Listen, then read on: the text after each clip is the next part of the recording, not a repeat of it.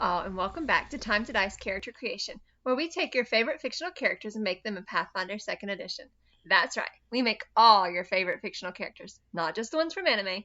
Howl of the Wall came out this week, releasing all kinds of new player options from the natural world. So today we're going to play with one of our new toys as we build Maximus from the Disney animated movie Tangled. Maximus is the captain of the Royal Guard's horse. He's the captain of the Royal Guard's horse, specializing in hunting down criminals and bringing them to justice. Maximus is by far the most underappreciated character in Tangled, so today we're going to do our part to fix that. So without further ado, let's get started. Maximus is a horse that understands human speech and can sword fight. I say that qualifies as an awakened animal. That's right, not an anime character and not a human. We are truly turning over a new leaf here on Time to Dice. Awakened animals get a number of hit points based off their size. Since Maximus is a large animal, that means we get 10 hit points right out of the gate. We also get an ability boost to our constitution, strength, and wisdom at the cost of a penalty to our intelligence. We also get an awakened form, allowing us to wield weapons made for humanoids despite our horse-shaped body. An awakened mind lets us communicate with both humans and our other horses, as well as count as either humanoid or beast for spells.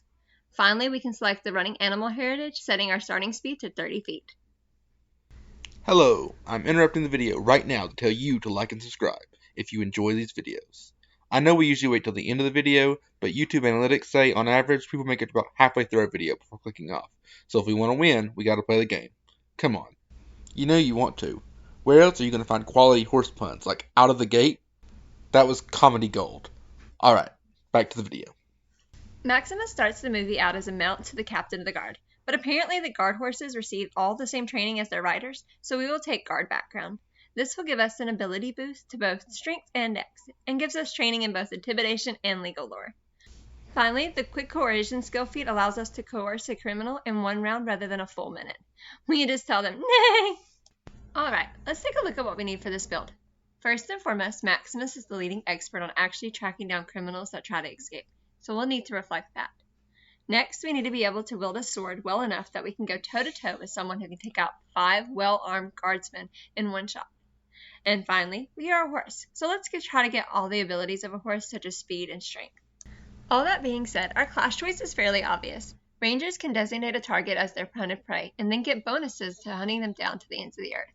While they may not be at the proficiency level as a fighter, they can still more than hold their own in melee combat. Rangers will start out expert in perception, already putting foes who would try to sneak past us at a disadvantage.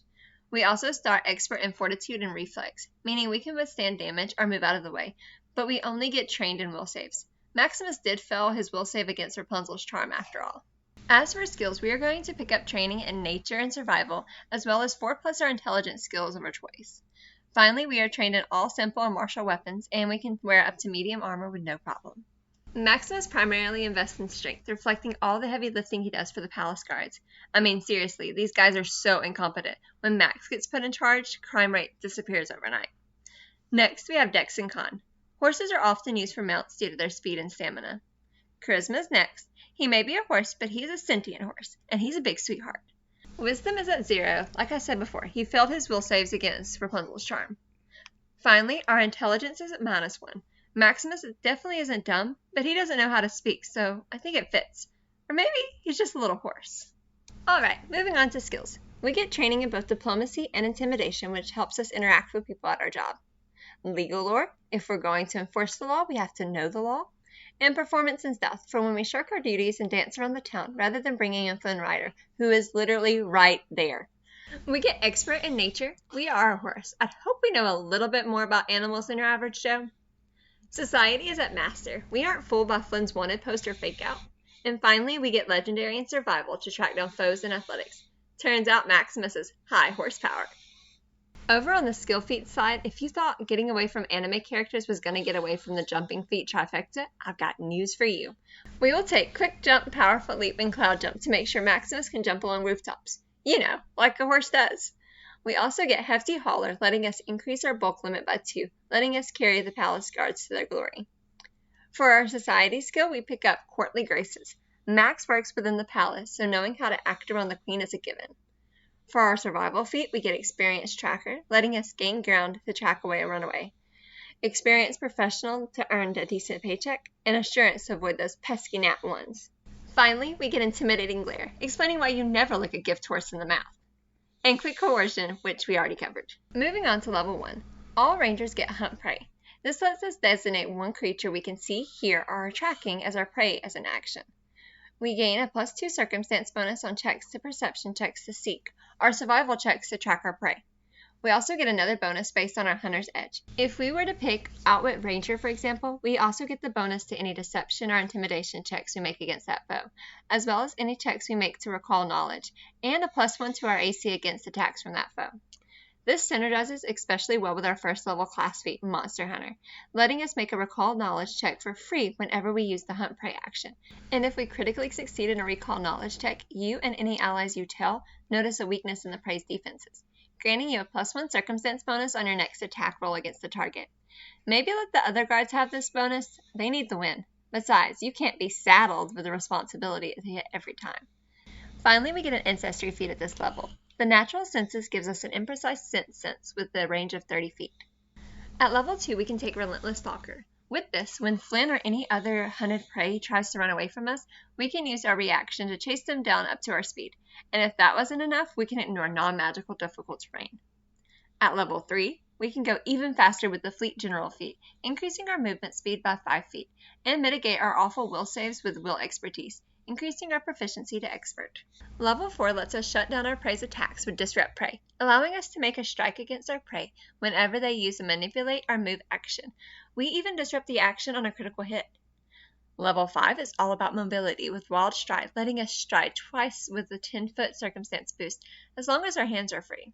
This is the exact same as the Pathfinder 2e Horse's Gallop ability, meaning that we can move at full speed and still counting as have covered our tracks. This isn't super in character as Max has never had to worry about hiding from others pursuing him, but it's still nice to have.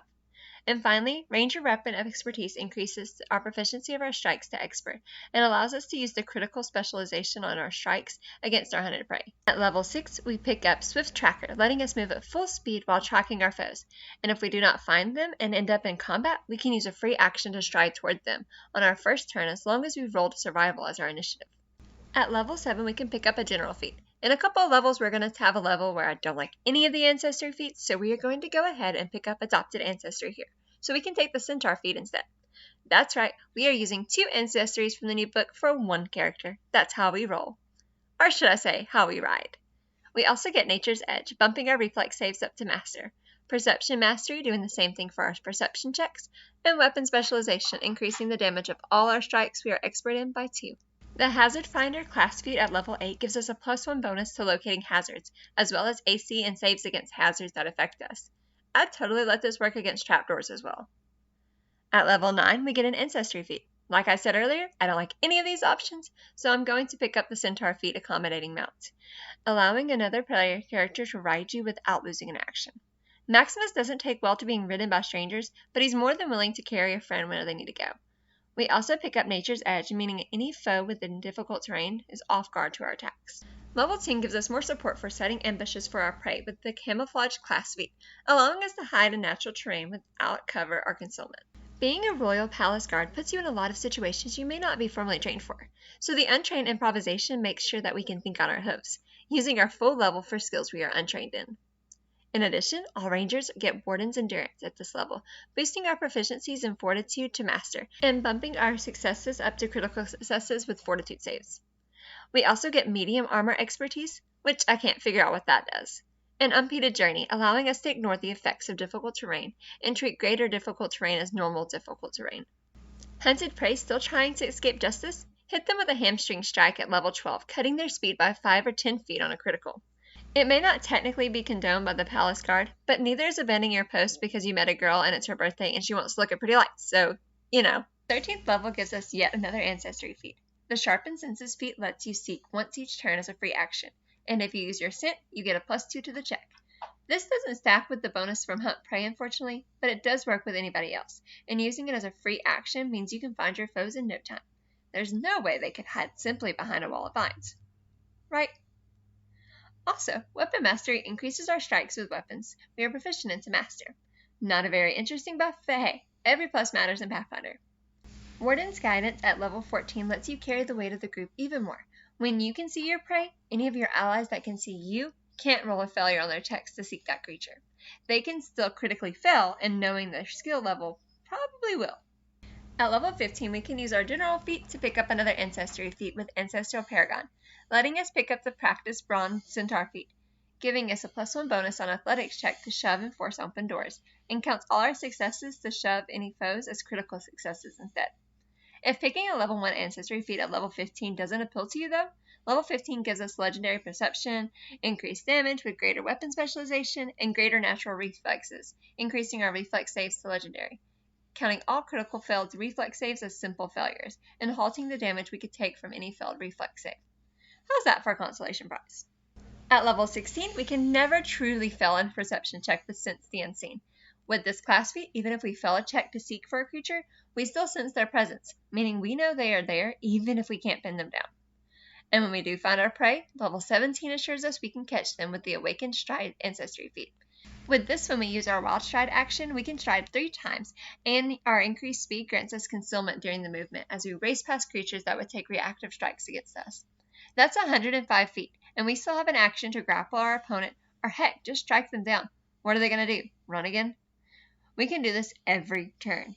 We also get Masterful Hunter at this level, doubling the bonus we get from Hunt Prey, while also bumping up our armor class and recall knowledge bonuses to Outwit Edge. At level 18, we can pick up double Prey class feat, in case we have to hunt down the Stabbington brothers. What, you didn't know their name was the Stabbington brothers? It's no wonder they turned to a life of crime. Are you going to buy a loaf of bread from old Mr. Stabbington? 19th level lets us hunt prey as a free action once per turn, basically removing the action tax we've needed for every combat up to this point, as well as bumping our proficiency in armor up to master with medium armor mastery. But the thing we get here is a general feat, which we are going to use to take the toughness feat. What, you thought I was going to pass up a chance to give a character toughness? What do you take me for? Finally, for this build at level 20, we get the class feat to the ends of the earth, letting us know exactly where our prey is no matter how far they've run, as long as they're on the same plane as us. Because we aren't legendary in nature, we can track the foe if they escape to another plane, but I don't think Flynn Rider is escaping to the shadow plane anytime soon, and if your GM tries to say he does, I'd call foul. Okay, now that we've reached the end of this build, let's take a look at the build's pros and cons. For pros, our foes are stuck with us. We have so many bonuses to hunt prey that our foes can't possibly hide from us. And when we do find our foes, when, not if, we can use our legendary athletics to grapple them to make sure they don't escape again. Finally, we truly embody the concept of horsepower. Our foes can't outrun us, can't outlast us, and can't outpower us. This build does have its cons though. For starters, we can be a little one-note. We do what we do very well, but over a course of a long campaign, or even just a couple of sessions in a mini-adventure, only doing one thing can get stale pretty fast. And that's assuming that we even get to do that. Being the world's greatest at tracking down foes doesn't do you much good if you have a GM that doesn't let enemies hide much in combat, or if you never get a chance to track down any criminals. I've talked a lot of crap about the Palace Guards in this video, but if rather than capturing Flynn Rider, the mission when the movie was to negotiate peace talks with a neighboring kingdom, I don't think Maximus would be carrying the party as much. And finally, this build has no magic. Like at all. No warden spells, no multi-classing into an archetype, nothing. And this isn't inherently a bad thing, but the world of Pathfinder has a lot more ghosts than the Tangled movie would have you believe. So at the very least, you may want to pick up a ghost touch rune. Otherwise, you may be left with a long face as you have to sit out in battle. Thank you for watching, and make sure to subscribe and like. And make sure to comment below to tell me which characters you'd like to see be made in Pathfinder 2nd Edition. And if you liked our horse puns, please be sure to comment those as well.